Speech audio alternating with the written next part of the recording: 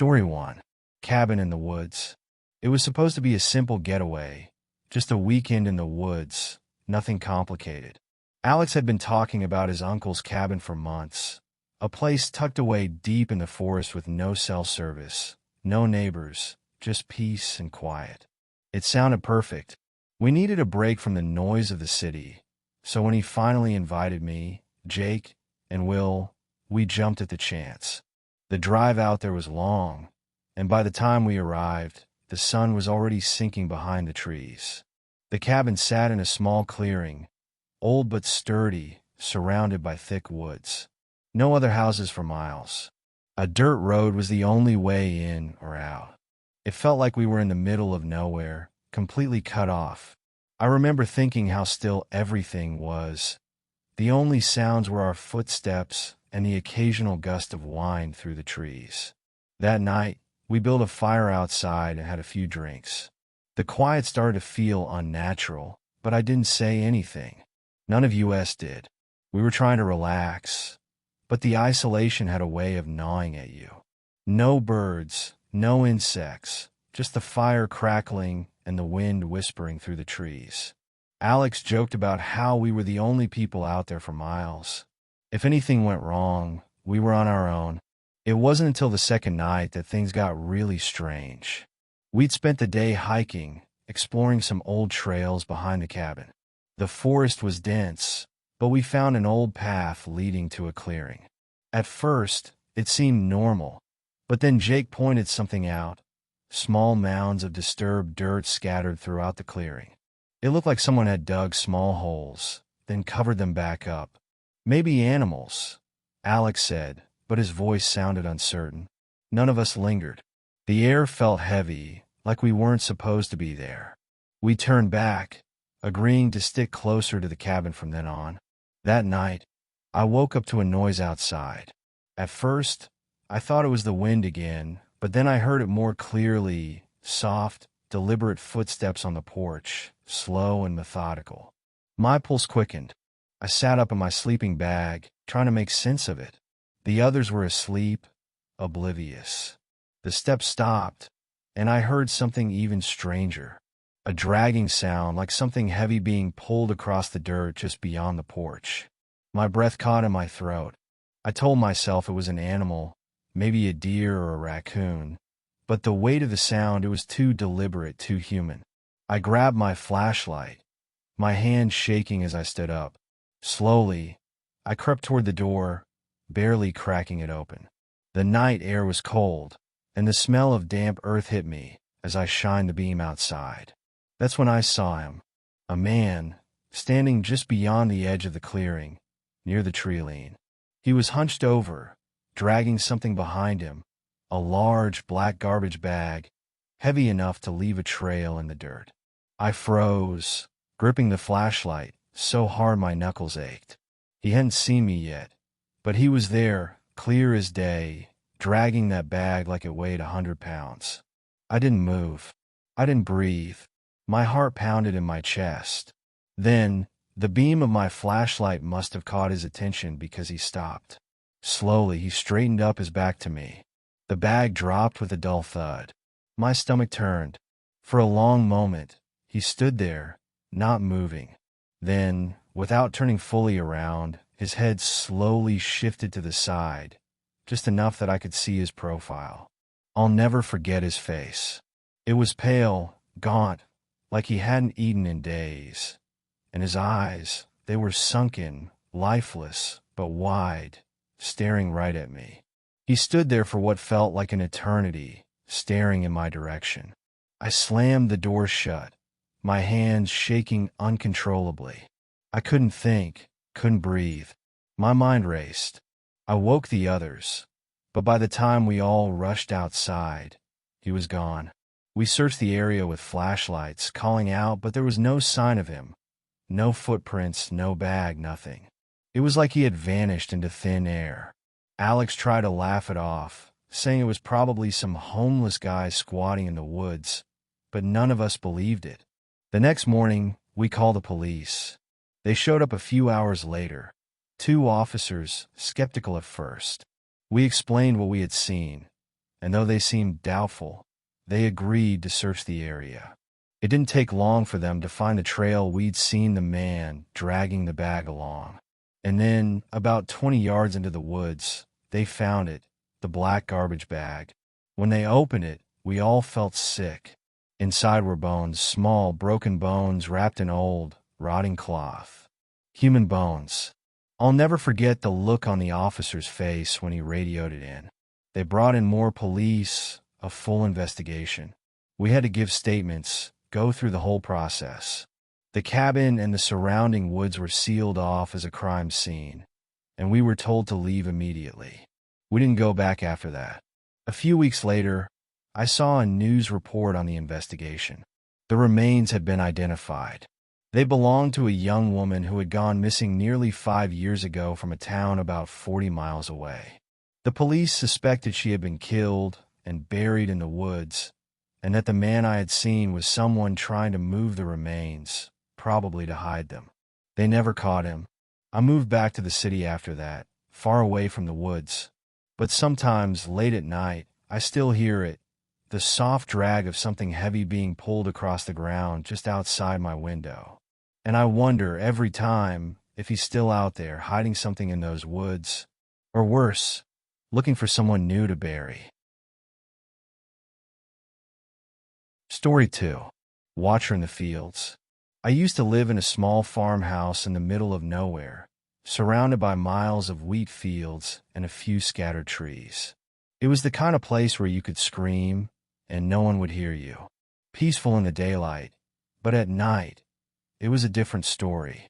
It started about a month after I moved in. I'd wake up in the dead of night, not to any sound, but with an overwhelming feeling that something wasn't right. I'd lie there, staring at the ceiling, my skin prickling like I was being watched. But the house was empty. It was just me and my dog, Daisy. She slept in the corner, never disturbed by anything. One night, I heard it, a soft rustling outside my window. I told myself it was the wind, or maybe a deer brushing against the wheat.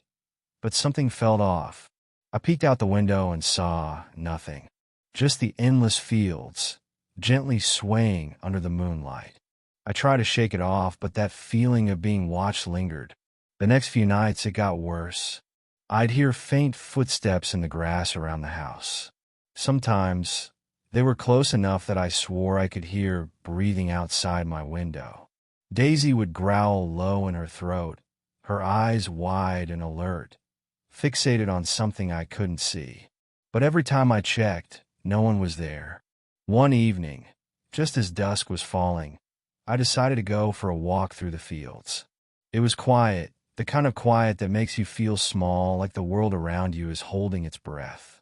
As I walked, I kept glancing over my shoulder. I couldn't shake the feeling that someone was out there with me. But I was alone. I kept telling myself I was alone. Then I saw it, a shadow, far off in the field, standing perfectly still. My heart dropped. I blinked, trying to focus, but it was gone like it had never been there. Maybe it was a trick of the light, I thought. Maybe I was losing my mind. That night, I couldn't sleep.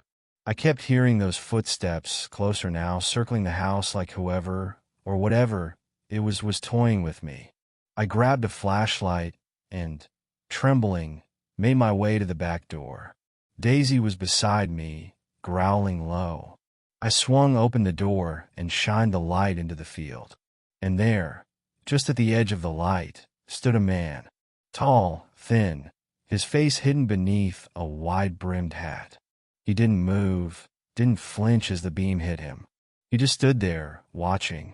I froze. My mind raced, every fiber of my being screaming at me to run. But I couldn't move. I couldn't breathe. And then, without warning, he turned and walked into the field, disappearing into the wheat like he was never there. I called the police, of course. They searched the area, but found nothing. No footprints, no signs of anyone being there. Just me, alone in that house, with the field stretching endlessly around me. But every night, I knew he was still out there, watching, waiting. Story 3. Hermit in the Woods. It was supposed to be a simple weekend camping trip. Just me and Emma, getting away from the city for some peace and quiet. She'd found this spot online, a remote location deep in the countryside, far off any marked trails or campsites. No one around for miles, just endless fields and dense patches of forest. It seemed perfect. Looking back, I wish we'd never gone. The first day was uneventful. We drove for hours on narrow dirt roads until we found the spot.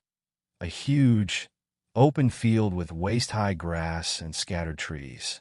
The isolation felt refreshing at first. We set up camp near a tree line, and as night fell, the world around us was swallowed in darkness. The only sounds were the wind rustling the grass and the crackling of our small campfire. But as peaceful as it seemed, something felt off. It started with small things.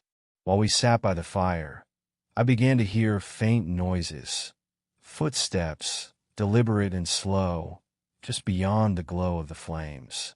At first, I brushed it off, convincing myself it was some animal moving through the grass.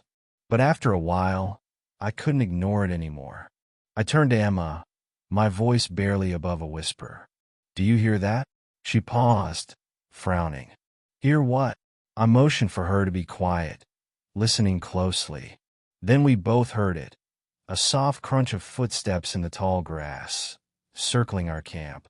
The sound stopped as soon as I grabbed my flashlight.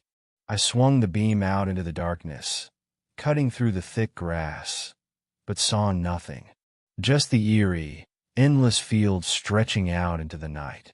Probably a deer or something, I muttered, trying to convince both of us. But deep down, I didn't believe it. It didn't sound like an animal. It sounded like someone.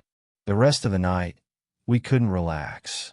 We kept hearing those faint, deliberate footsteps moving just beyond our sight, always staying far enough away to avoid detection.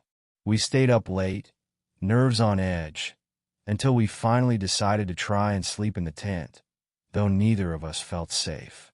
In the middle of the night, I woke to the sound of something brushing against the tent. At first, I thought it was the wind, but then I heard it again, slow footsteps circling our camp. My heart pounded in my chest. I grabbed the rifle I had brought for protection and nudged Emma awake.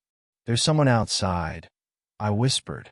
She bolted upright, her eyes wide in the darkness. We both held our breath, listening to the faint sound of footsteps stopping right outside the tent entrance. The zipper rustled slightly, as though whoever was out there was inches away, considering whether to enter. I couldn't take it anymore. With my heart racing, I grabbed the zipper and yanked it down, flashlight in one hand, rifle in the other.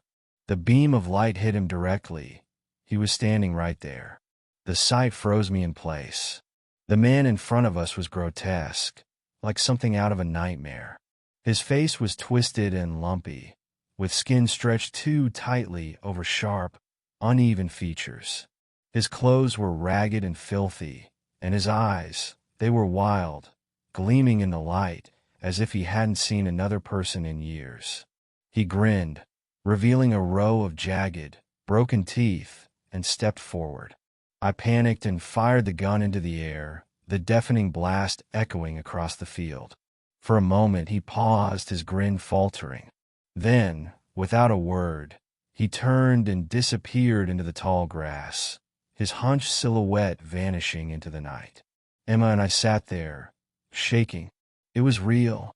This wasn't some animal or figment of our imagination. A man, an actual, living man, had been stalking us, watching us the entire time. At dawn, we packed up and left, our nerves completely shot. We didn't say much as we loaded the car, but the second we had service, I called the local authorities. To my surprise, they took it seriously. The police came out to investigate the scene later that day. They found the shell casing from my rifle, and, more disturbingly, a small patch of flattened grass where the man had been crouching. There were no markings, no signs of a camp, but they agreed something was off. A few days later, an officer called me back. He was professional but cautious, as though choosing his words carefully. "You need to avoid camping in that area," he said. "There have been a few incidents like this before. Nothing too serious. Just reports of a man lurking around, watching campers. We suspect it's a local hermit, someone who's been living off the grid for a long time. We haven't been able to track him down, but we've gotten a few reports of strange encounters, especially in that part of the county." I asked if they had found anything more, but the investigation seemed to die out after that. They were hesitant to pursue it too far. No one had been hurt before, and with just a shot fired to scare the guy off, there wasn't much more they could do. I tried pressing for more information, but the officers simply warned us again not to camp there. Emma and I never went back, and I made sure to avoid remote, unmarked locations after that. It's been months now, and I still can't shake the feeling of being watched whenever I'm in a quiet, isolated place. But there's something else that's been gnawing at me. The police never caught him, and they never followed up. As far as I know, that man, the one with the twisted face and filthy clothes, is still out there, hiding in the fields, waiting for his next opportunity to find someone alone. And every time I think about that twisted grin, I wonder what would have happened if I hadn't fired that shot. Strange noises in the dark. Footsteps where there should be none. Unseen eyes. Always watching. The wilderness and those remote places we think are empty. Sometimes they hold secrets we were never meant to uncover. What we fear most isn't always the supernatural. It's the unknown that lives just out of sight in the real world. Now that you've heard these stories, keep one thing in mind. The next time you find yourself alone in a quiet, dark place, listen closely. If you hear a rustle, a snap, or footsteps when no one should be there, don't brush it off. And if you're brave enough, share this with someone who thinks they'd be safe out there. Let them decide if they still do.